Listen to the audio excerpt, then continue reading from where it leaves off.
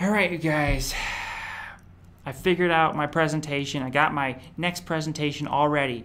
It's called Herpes. How herpes can kill. All right, so I've set up this presentation here. Let's get it started. Let's get it going in here. All right, let's do this. Herpes is very dangerous, and a lot of people don't take it seriously enough. Okay, so here we go. Herpes. Bad news. All right, here we go. Sorry. Here we go. Herpes. Okay. So, what you did not know probably is that herpes can get into your brain and affect your brain health. Most people just think, okay, herpes is this virus that sometimes flares up around your lips, right? You get this herpes cold sores. It goes much deeper than that. Herpes, and this is actually going to get into some other viruses beyond herpes, but let's talk about herpes. So there was a video. I watched this video on YouTube because I was doing some research, okay, about herpes viruses in the brain. Now, she said that there's 8 different types of herpes viruses that infect humans. Okay, 8 different types. So this is more complicated than people are thinking.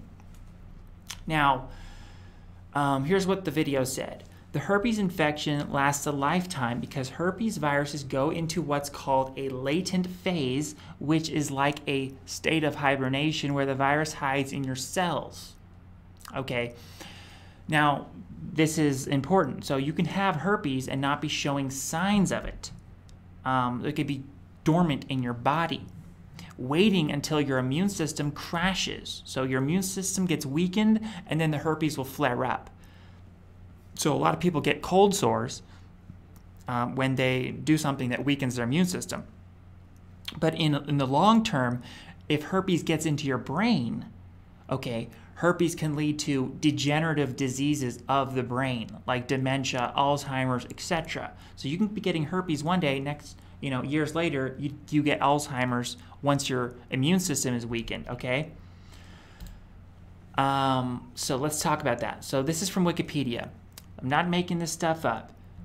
It's called virus latency, or viral latency is the ability of a pathogenic virus to lie dormant, latent within a cell. Okay. Yeah. So she said viruses can cause cold sores, genital sores, and chickenpox. Okay, viruses that can cause cold sores, genital sores, and chickenpox actually hide in neurons around the body. So you got chickenpox when you're a kid, which is actually one of the forms of herpes virus, and you still have it. So you still have that chickenpox virus, and literally that could be giving you Alzheimer's later in life. And most people don't know about that, and that's what this is about. So chickenpox is actually a herpes virus, and I believe it can cause Alzheimer's potentially in later life. And this is why we need to do things to cure viruses and get viruses out of our body, which is why I made a video recently about, inhaling silver, nebulizing silver. This is one of the things we can do to destroy viruses out of our body. So, from Google, okay, is chickenpox a latent virus? It says after the primary infection, varicella zoster virus stays in the body in the sensory nerve ganglia as a latent infection. So that's just another name for it. The VZV is another name for the chickenpox virus. So it stays in your body. So this is kind of the stages of what happens. Okay, you're infected with the herpes virus. The herpes virus will go into some latent phase, and then once your immune system is weakened, that's when these viruses can actually start to cause Alzheimer's disease. And now we'll talk about that. But first, let's talk about what weakens the immune system, okay? Oops. All right, so what weakens the immune system?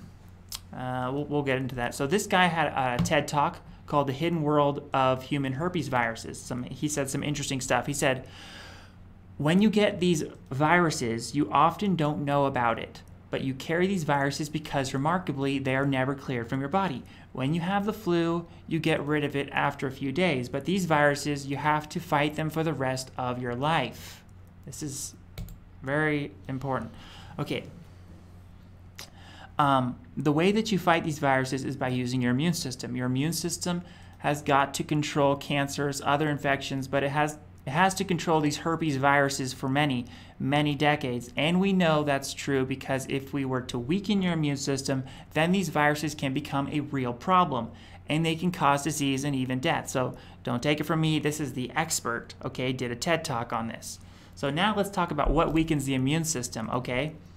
Just know that you have all these viruses latent in your body. When your immune system gets weakened, that's when these viruses actually can cause horrible problems as you get older. So we need to start now thinking about how we can detoxify and kill these viruses that are in our bodies. You know, you might have shared a glass with someone when you're a kid, okay? Or maybe you caught a virus from your mother.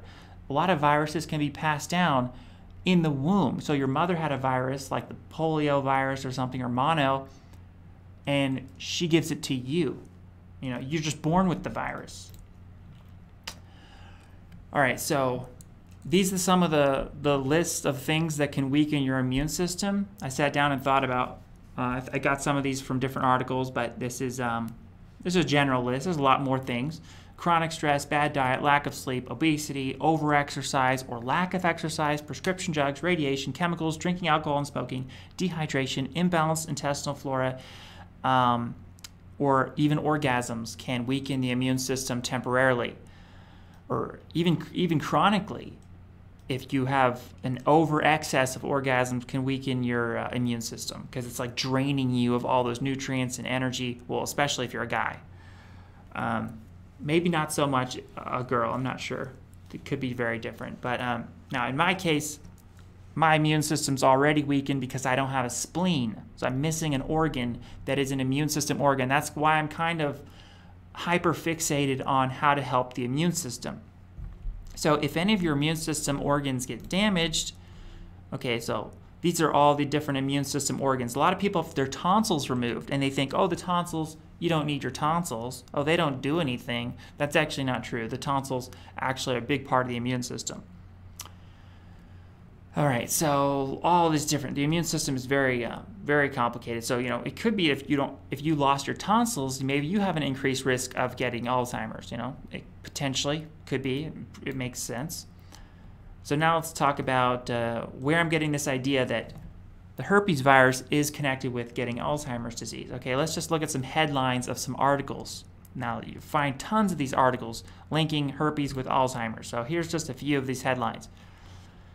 Herpes virus is in the brain and Alzheimer's disease. Experts say there's a herpes-Alzheimer's link. Herpes, chlamydia could cause Alzheimer's. Experts say, is Alzheimer's actually caused by common STDs? You see, just time and time again, Alzheimer's risk doubled in people with herpes. You see this? This is bad news, people. This is bad news if you have herpes. So this is I'm always talking about the importance of chastity and remaining pure, and this is clearly why you don't want to be promiscuous, risk your chances of getting an STD and herpes, and you end up with Alzheimer's disease and dementia because you wanted to have a fun night, okay? Thank you guys for joining me in the chat. I see you guys. I'll be hanging out with you more in the chat after I finish this presentation, but let's get this show on the road. I believe I'm almost done. So this is someone even drew an illustration right here. This was from one of the articles that they're talking about, you know, that's like representative of a herpes virus getting into your brain. It has been established using polymerase chain reaction that herpes simplex virus type 1 is present in a high proportion of brains of elderly normal subjects and Alzheimer's disease patients. It was subsequently discovered that the virus confers a strong risk of Alzheimer's disease. Do you guys realize how big this is? And do you guys realize how common the herpes virus is? Google it. It's very, very common. I should have the statistics in my presentation. I forgot to get those statistics. Okay. So, one article goes on to say, a team of 31 scientists and clinicians wrote an editorial in the Journal of Alzheimer's Disease, arguing that microbes are the major cause of dementia. Wow. The major cause of dementia. Do you guys realize how big this is? Oh, it's so important to clean these viruses out of your body. Here's another article said this, an excerpt. We are saying there is incontrovertible evidence that Alzheimer's disease has a dormant microbial component. We can't keep ignoring all the evidence, said Douglas Kell, a professor at the University of Manchester School of Chemistry. To herpes, the gift that keeps on giving. Okay, drug trials have failed, and it's time to face up to the fact Alzheimer's is probably caused by viruses and bacteria, scientists say. All right. In particular, herpes has been linked to damage in the central nervous system and the limbic system, which is associated with mental decline and personality changes.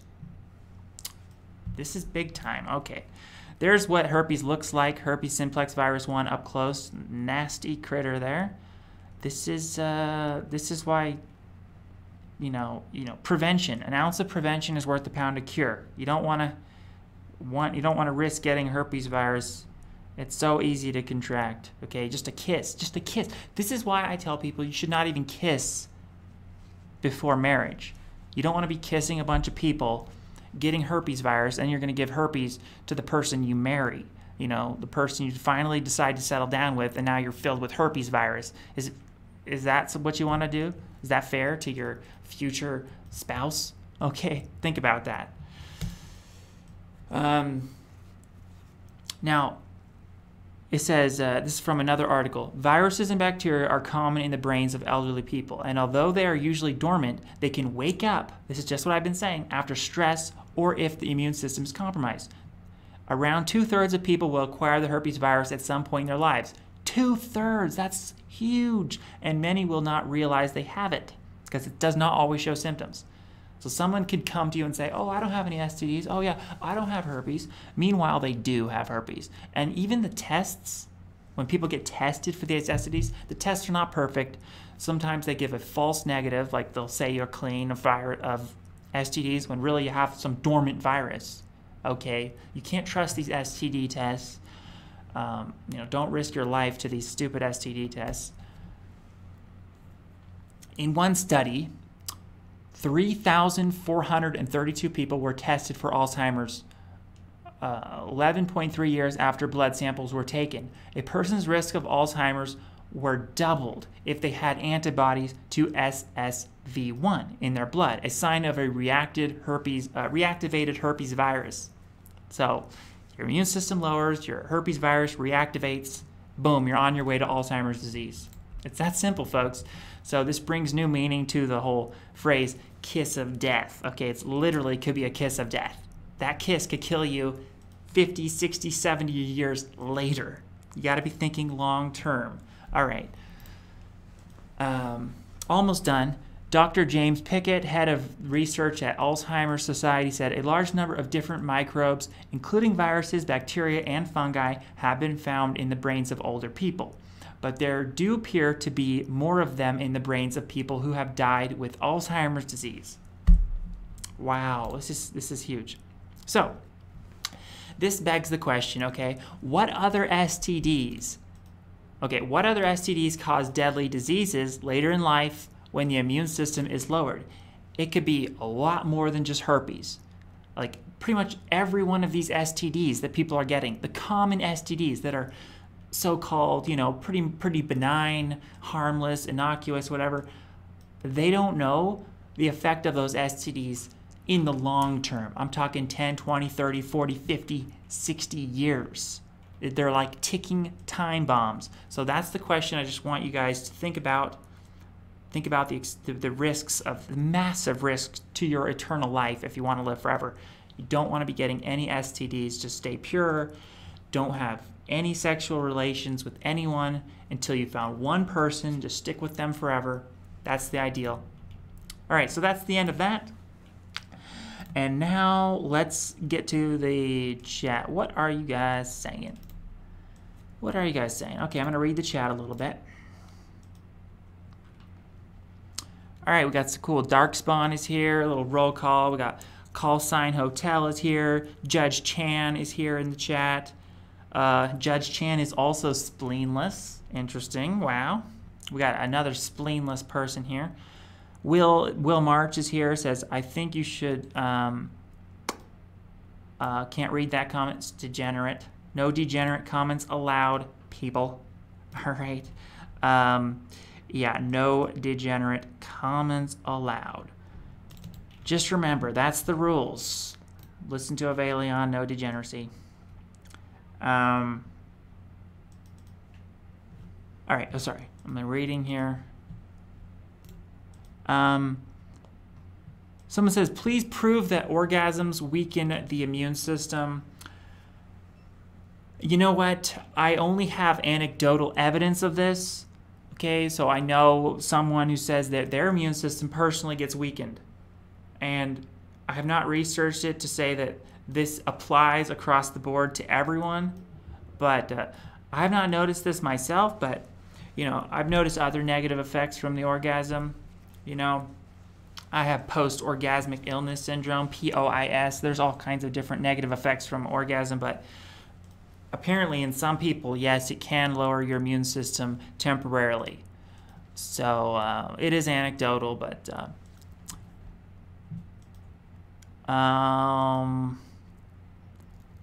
Stell Bell, I think she's gone now. She said, Rowan, this is not your fault. Stop stressing. Yeah, I tend to stress about my live streams because it's like you can't go back. And yeah, Brian says, Rowan is a perfectionist. He can't help it. Yeah, pretty much I'm a perfectionist. Practically perfect in every way, like Mary Poppins. That's what I try for. All right, you guys. I think that takes care of it. I did want to make this kind of a short stream because I just doing like these little presentations now. That way I can get multiple little clips up. But I'll just leave you with one message, and that is don't die. Take your eternal life seriously because this is it. You only get one chance. You only get one chance at life. You don't get another life. If you die, you lose. So treat your life seriously. Like really consider how scary the world is. It's a very dangerous place. This is not unicorns and rainbows. This is real life, and this is scary.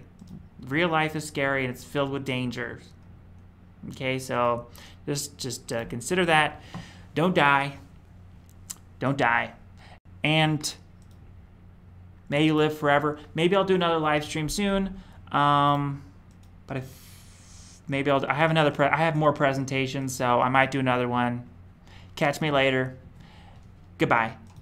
May you live forever. Thank you guys for showing up in the chat. And all right. Oh wait. I don't see any real questions. Okay. Oh wait, no. Once somebody has a question, a comment. Someone says, this is just one of the many hypotheses for the possible cause of Alzheimer's. It is far from being a consensus, Rowan. Yeah, there's still different theories out there, but a lot of the scientists agree that this is definitely a potential cause of Alzheimer's, so I think we should take that seriously, you know, even if it's not 100% proven yet. But there's a lot of correlations, and I know correlation doesn't equal causation.